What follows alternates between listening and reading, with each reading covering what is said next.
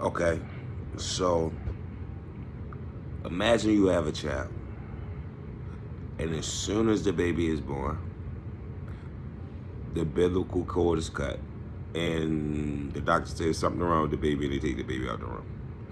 But before they take the baby out the room, you heard the baby crying and everything. You clearly see that the baby is fine, and you can hear that the baby is fine. Okay.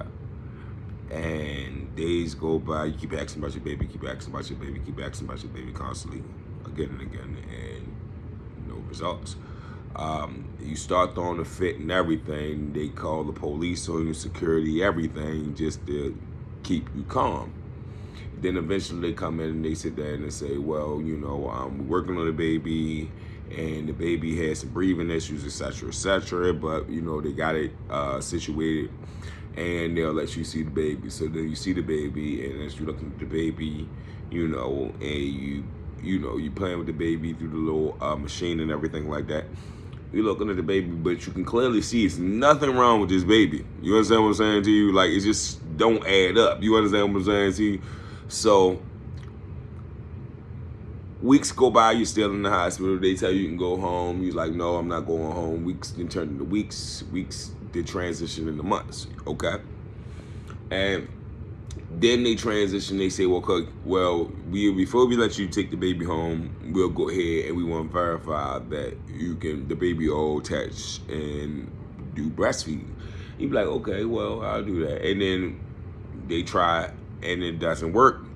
And when the baby doesn't latch on to you, they turn around and they tell you, well, we can't let you take the baby home. You're like, what do you mean you can't let me take the baby home? Well, how are you going to feed the baby? You're like, well, we have this milk. I can get my baby infant milk. This is several things. What are you talking about? I can take my baby home. You get what I'm saying to you? We'll figure it out. I'll get my baby to attach if there's that necessity that I want to do that. You feel me? But this is the choice that you forcing me under, that you telling me that I have to make my baby latch. You understand what I'm saying to you? So you wild out again and everything like that, and you didn't had it. You get what I'm saying to you? You wild out so much in the hospital they didn't lock your behind up. Okay?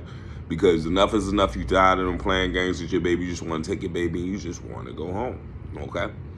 You get out, you done looked up, now they sit there and they have CPS involved in your situation. Now you're coming home and you're fighting for custody of your children and everything else under the sun.